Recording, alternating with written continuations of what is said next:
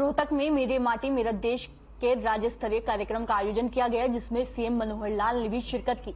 इस मौके पर कैबिनेट मंत्री कमल गुप्ता, देवेंद्र बबली, सांसद अरविंद शर्मा, राज्यसभा सांसद रामचंद्र जांगड़ा भी मौजूद रहे। सीएम ने अपने संबोधन में कहा कि आज के इस पावन पर्व पर हम अपनी आजादी को याद कर रहे हैं। जब देश आजाद हुआ उस वक्त देश में एक अजब उत्साह और उमंग थी। इसके साथ ही सभी नागरिकों को ये उम्मीद भी थी कि गुलामी की जंजीरों से निकलकर देश आगे बढ़ेगा। आज पूरे विश्व में भारत 5वीं बड़ी आर्थिक ताकत है। पूरे विश्व में भारत और भारत के युवाओं ने अपना लोहा मनवाया है। देश के आगे बढ़ने में हरियाणा का भी अपना अहम योगदान है। देश की केवल 2% जनसंख्या होने के बावजूद भी सेना में 11% जवान हरियाणा से हैं।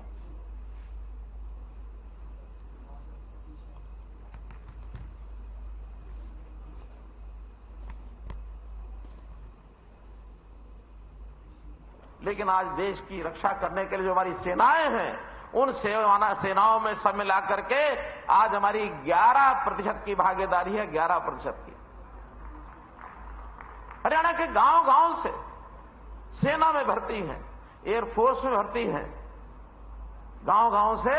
और सैनिक जो है हमारे यहां नेवी तक भी पहुंचे हुए हैं। और रॉकेट चलाने वाली हमारी बेटी कल्पना चावला, वो रॉकेट चलाने में माहिर हो गई।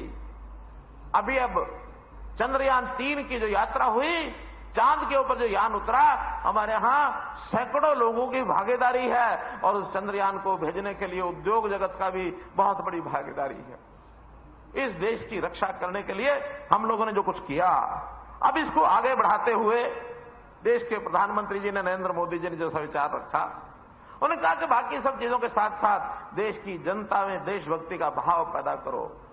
कितने ही कार्यक्रम शुरू कर दिए। तिरंगा यात्रा, आखिर पहले कभी तिरंगा आसानी के तिरंगे के प्रति हमारा सम्मान पहले नहीं था। हमारा तिरंगे के प्रति सम्मान देश की आजादी के समय से लगातार बना हुआ है। हमने वो झंडा अंगीकार किया है। हमारे देश के प्रदेश के खिलाड़ी, हमारे जो पर्वतारोही चोटियों पर जाके लहराते हैं, देश के खिलाड़ी कहीं भी विजय पताका फहराते हैं तो तिरंगा फहराते हैं। हमारी सेनाएं तिरंगा लेकर के और सेना में कूच करके अपने फतेह करती हैं। तिरंगा सम्मान का विषय। लेकिन हर घर में तिरंगा पहुंचे, हर समाज का व्यक्ति तिरंगे प्रति उतना ही आस्था रखे। ये मोदी जी ने पिछले दिनों में जब तिरंगा यात्रा अभियान चलाया था, हर घर तिरंगा, अब हर तिरंगा हमने अपनाया, हमने किया। आज देश की माटी के प्रति प्रेम जागे। हालांकि देश की माटी के प्रति प्रेम हमारे लोगों में है, पर्याप्त है, लेकिन बार बार याद कराना पड़ता है। इस माटी से तिलक हम करते हैं, जैसा गीत में है। आज भी देश के अंदर कोई पहलवान अखाड़े में उतर कर कुश्ती करता है तो सबसे पहले धरती माता को पुचकारता है, चूमता है, तिलक लगाता माथे पर, तब जाकर के अखाड़े में कूदता है। हमारा किसान धरती में हल चलाता है, पहले जमीन को चूमता है। वो कहता है कि मैं धरती मां तेरे ऊपर हल चला रहा हूं, तकलीफ दे रहा हूं। हम भी, हमारे इतिहास में ऐसा आता है कि हम जब सो करके उठते हैं, अपना पैर जमीन पर रखने से पहले जब उठ के बैठते हैं तो धरती माता से क्षमा मांगते हैं।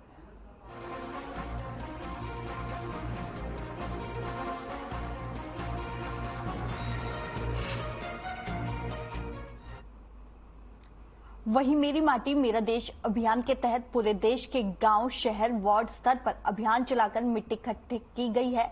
मिट्टी को रोहतक में इकट्ठा करके दिल्ली भेजा जाएगा।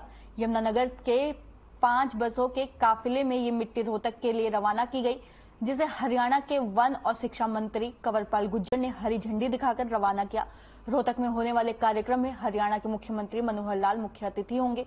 कंवरपाल गुर्जर ने बताया कि पूरे प्रदेश की मिट्टी को इकट्ठा करके रोहतक भेजा जा रहा है, जहां से उसे दिल्ली भेजा जाएगा। दिल्ली में वॉर मेमोरियल के निर्माण में ये मिट्टी प्रयोग की जाएगी, जिससे देश के प्रत्येक निवासी को गर्व होगा। इससे देश में देशभक्ति की भावना भी बढ़ेगी।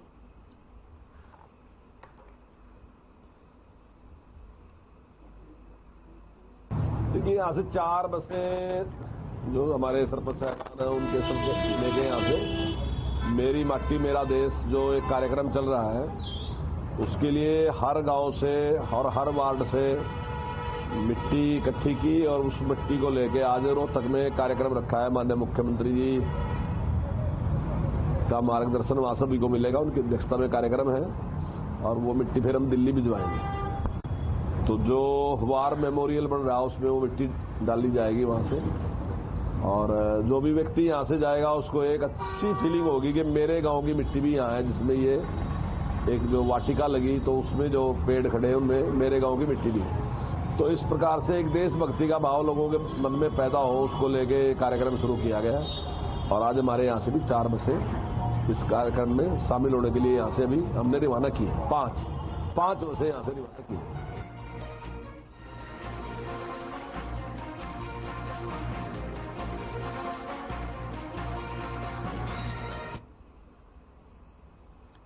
कृषि मंत्री जेपी दलाल भिवानी पहुंचे, जहां उन्होंने राजस्थान में बीजेपी की सरकार बनने का दावा किया।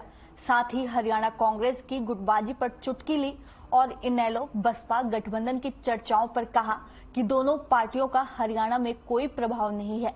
इस दौरान उन्होंने धान की खरीद पर भी अपनी प्रतिक्रिया दी। आपको बता दें कि कृषि मंत्री जेपी दलाल भिवानी में अपने आवास पर पहुंचे। इस दौरान उन्होंने जनता दरबार लगाकर लोगों की समस्याएं सुनी। इसके बाद राजस्थान चुनाव के साथ हरियाणा की राजनीति और धान की खरीद पर अपनी राय रखी।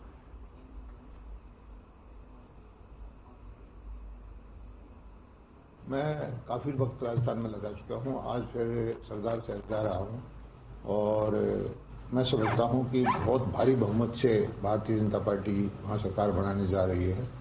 पिछली बार जो कांग्रेस ने झूठ बोल करके किसानों के कर्जे माफी के तरह तरह के प्रलोभन दे करके जो सरकार बनाई थी, उससे किसान आक्रोशित हैं और उन्होंने देख लिया कि आम जनता का, किसान का, व्यापारी का, मजदूर का जो भला कर सकती है वो भारतीय जनता पार्टी की सरकार कर सकती है। एक तरफा माहौल है और कांग्रेस की तो गिनती की सीटें आएंगी। कांग्रेस हरियाणा में सक्रिय है, मैं मानता हूं, लेकिन आपस में लड़ाई में सक्रिय है। कांग्रेस में कब्जा करने की लड़ाई चल रही है, अलग अलग गुट हैं, सबका अपना प्रभुत्व बनाना चाहते हैं। जनता के हित में उनकी कोई रुचि नहीं है।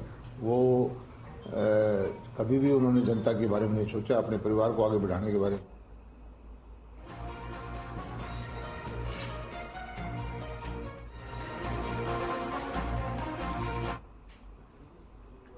वहीं कृषि मंत्री जेपी दलाल बाडरा हलके के दौरे पर रहे। इस दौरान जेपी दलाल ने सड़क का शिलान्यास किया। उसके बाद जनसंवाद कार्यक्रम के तहत लोगों की समस्याओं को सुना। इसके बाद जेपी दलाल ने कहा कि बीजेपी सरकार की ये नीति है कि घर बैठे ही लोगों को सरकार की योजनाओं का लाभ मिल सके।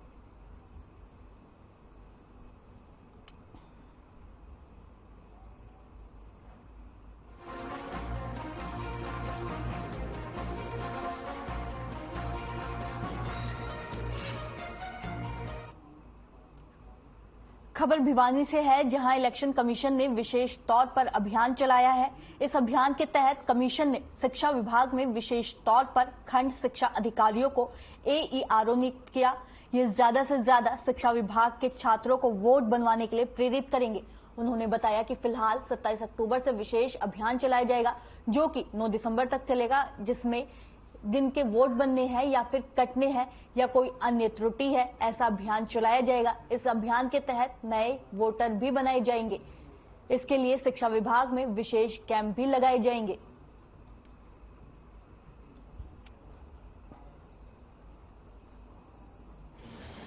डिस्ट्रिक्ट भिवानी में जैसे कि आपको पता है कि 4 असेंबली हैं, लोहारू, भिवानी, तोशाम और भवानी खेड़ा SC।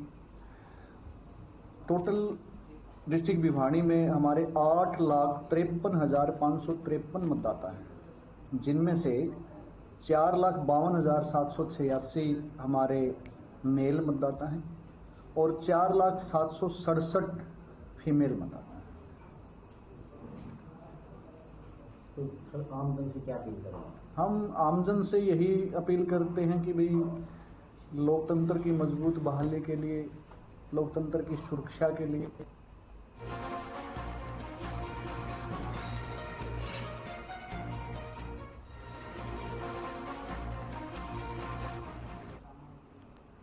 हरियाणा में आईपीएस और ACS गृह विभाग के बीच विवाद का मामला सामने आया है। आईपीएस RK मीणा ने मुख्य सचिव संजीव कौशल को पत्र लिखकर गृह सचिव TVSN प्रसाद पर उन्हें प्रताड़ित करने का आरोप लगाया है। IPS R K. मीणा ने पत्र की कॉपी राष्ट्रपति, नेशनल एसटी कमीशन और गृह मंत्री हरियाणा को भी भेजी है। IPS R K. मीणा ने लिखा है कि एसीएस होम मुझे और मेरे परिवार को परेशान कर रहे हैं और जानबूझकर अपमानित भी करते हैं क्योंकि मैं राजस्थान की अनुसूचित जनजाति से हूं। मीणा ने पत्र में आरोप लगाया कि गृह सचिव अन्य अधिकारियों के साथ भी अत्याचार कर रहे हैं। एसीएस होम के पास उन्हें डी बार करने का आदेश केंद्र से 9 अक्टूबर को मिला, लेकिन फिर भी उन्हें 18 को पद छोड़ने के आदेश मिले हैं। आगे लिखा कि 19 अक्टूबर को उन्होंने एसीएस होम से व्यक्तिगत मुलाकात की और कहा कि उन्हें परेशान नहीं करे। उसके बावजूद इसके अभी तक उनके रिलीव का आदेश रद्द नहीं किया है।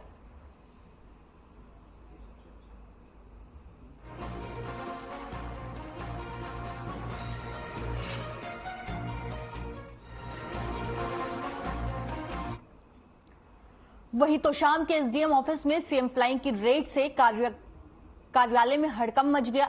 तहसील कार्यालय में पहुंचे सीएम फ्लाइंग की टीम ने रजिस्ट्री ऑफिस में पहुंचकर छापेमारी की और जरूरी कागजात को खंगाल रही है।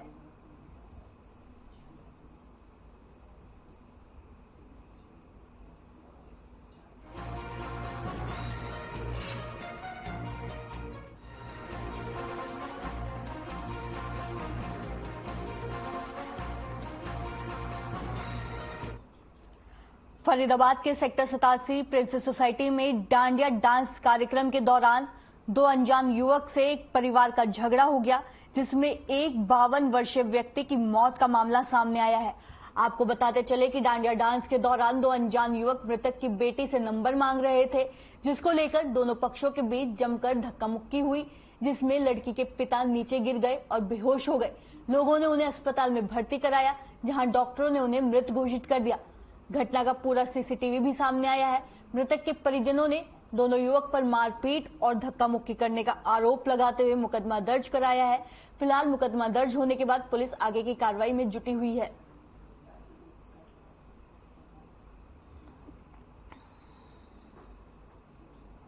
जानकारी है कि भाई उनके परिवार वालों ने सूचना दी कि भाई यहाँ आपस में गुत्थम गुत्था हो रही है। जो उसके जो लड़के पेरिंगा उसने ये कहा कि भाई एक लक्की नाम का बंदा जो है उन्होंने धक्का मारा है और उसका जो फादर है प्रेम सिंह वो गिर गया। गिरने के बाद वो बेसुध हो गया। बेसुध होने के बाद उसको पकौड़ हॉस्पिटल में दाखिल कर दिया। दाखिल करने के बाद उसकी डेथ। सर पूरा मैटर क्या था, क्या हुआ था? मैटर क्या, इनका अपना एक प्रोग्राम चल रहा था, अपना क्या नाम है, भगवती का जागरण चल रहा था। उसमें कौन सा डांस है, वो डांस है 20 जन क्या है होता, वो डांस कर रहे थे। तो वहाँ मतलब कि आपस में लड़की भी है लड़के भी आपस में ही कर रहे थे। तो उस लड़के ने ये कहा कि भाई मेरे साथ डांस करो, जो लड़का है लक्की, उस लड़की ने मना कर दिया उस बात। इसका जो भाई है अपना प्रेम सिंह का लड़का है, उसने इसी बात पे ऐतराज किया। तो उनका आपस में उसका कुर्ता फट रहा था, उसका कुर्ता फट रहा था। तो डांडिया नाइट के दौरान ऐसा कुछ हुआ। मेरी सिस्टर डांस कर रही थी, उनके साथ उनकी एक फ्रेंड थी जो वो भी डांस कर रही थी। तो एक अननोन आदमी जिसको मैं नहीं जानता, लक्की के नाम से वो बंदा फेमस है, और वो मेरी दीदी के पास आया और बोला मुझे आप अपना नंबर दे दो, नंबर देने मुझे आपके साथ डांस करना है। तो मेरी सिस्टर ने मेरे हस्बैंड को बताया कि भाई ऐसे ऐसे कोई अननोन आदमी है, मेरे से नंबर मांग रहा है। तो मेरे जिया जी उसके पास गए तो उन्होंने बोला भाई आपकी हिम्मत कैसे हुई मेरी वाइफ से नंबर मांगने की। तो उन्होंने एक आधी कोहनी मारी जिससे कि मेरी दीदी भी हाइपर हुई और उनके बच्चे भी हाइपर हुए। मेरी जो भांजी है वो 25 साल की है और मेरा जो भांजा है वो 17 साल का है। मेरी भांजी, तो उन्होंने बोला भाई तेरी हिम्मत कैसे हुई हमारे पेरेंट्स को हाथ लगाने की। तो उन्होंने उसको एक जोर से धक्का दिया मेरे जीजा जी को, जिससे कि वो नीचे गिर गए और तुरंत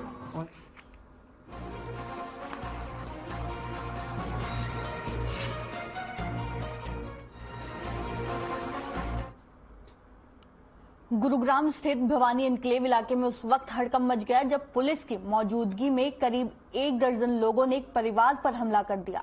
पुलिसकर्मी बीच बचाव करने की बजाय तमाशा देखते रहे और पूरा मामला सीसीटीवी में कैद हो गया। घायलों को सिविल अस्पताल में भर्ती कराया गया है। पीड़ित परिवार का कहना है कि सोमवार रात उनके पड़ोस में रहने वाला एक युवक तेज रफ्तार से बाइक गली में चला रहा था, जिससे उन्होंने मना किया तो वह गाली गलौज करने लगा। कुछ देर में वह युवक अपने परिवार और साथियों के साथ आया और पीड़ित परिवार के साथ जमकर मारपीट की। शिकायत रात को ही पीड़ित परिवार द्वारा सेक्टर 9 थाने में दे दी गई थी, लेकिन पुलिस ने कोई कार्रवाई नहीं की। इसका फायदा आरोपियों ने उठाया और जब अगले दिन पीड़ितों के रिश्तेदार उनका हालचाल पूछने घर आए तो आरोपियों ने उन पर एक बार फिर से हमला कर दिया, जिसमें उनके रिश्तेदार भी घायल हो गए।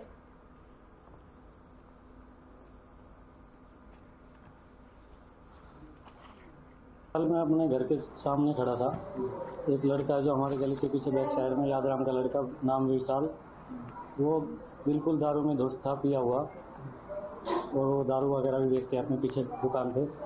वो गली में उल्टा सीधा 3-4 बार उसने चक्कर काटा। वहाँ गली में छोटे छोटे बच्चे खेल रहे थे, उसमें मेरे भी बच्चे खेल रहे थे, आस पड़ोस के भी थे। मैंने उसको विरोध किया, उसको रोका, मैंने समझाया कि यहाँ गली में तेज बाइक मत चलाओ। वो फिर वापस आया, मुझे गाली देने लगा, मेरे साथ हाथापाई करी। हाथापाई में हम दोनों की हाथापाई हुई, फिर वो चला गया। वहाँ से 5 लड़के लेके आया।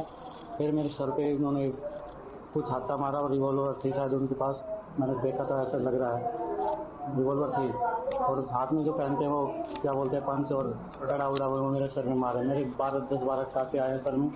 फिर हमने पुलिस कंप्लेंट की 112 पे कॉल, और पुलिस भी टाइम से आ गई थी, लेकिन उन्होंने बोला हमारा केस नहीं दिया, पता नहीं कौन से वहाँ से आई। हमने सेक्टर 9 से फ़ोन किया, वो बोल रहे सुबह आएंगे। मौके पे कोई नहीं आया बयान लेने के लिए। कल रात को यह हुआ था भाई, मैं तो अंदर थी बेटा, और वे बाइक लेके इधर जा रहा था। मेरा लड़का यहाँ बैठा था, छोटे छोटे मेरे पोता पोती यहाँ खेल रहे थे, मतलब आड़ोस पड़ोस के भी थे। हाँ, वे जब मोटरसाइकिल उन्हें तेज चलाई है तो मेरा लड़का ने ऐसे बोला, भाई तू मंदी चला ले। हाँ। या लड़का कोई आगे आ जा फटफेड़ में, कोई बड़ा बुढ़ा आ जा, फिर तू क्या करेगा। भाई वो गाली गुप्ता देने लग गया। मेरे लड़का ने ऐसे हाथ करके मैं बोले भाई तू जा। बस वे और 2-4 रन बुला कर ले आया, और जब मेरा लड़का का उसने सिर फोड़ दिया और मेरी आंख में गुस्सा मारा। कितने लोग थे वो? ये था 4 लोग। कौन कौन थे वो? ये 2 तो, एक विशाल एक राजू, ये तो हमने पहचाना और उसकी पहचान। रात को लड़ाई हो गई थी, बात खत्म हो गई, हमने रिपोर्ट कर दी थी जी। सब कुछ बात पुलिस वाले ने कही कार्रवाई होगी। हमने कहा चलो पुलिस वाले पे भरोसा करते। मेरी मम्मी हरी जैसे इस पर लगी है तो देखने तो आएंगे रिश्तेदार।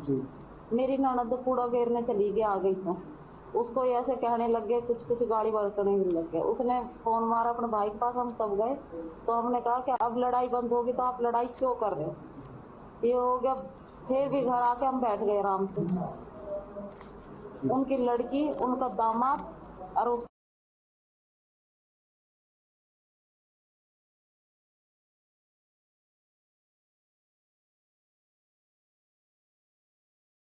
रिश्तेदार आ रहे थे। मेरा देवर लेट रहा था, मेरी मम्मी मेरे पास बैठी थी, हम बातें कर रहे थे। भैया हक करी न दक करी, मेरे को इतना लात गुस्से से वैसे कुम चोट हमारे मारी, मेरे देवर का तो सिर ही फोड़ दिया। मेरी मम्मी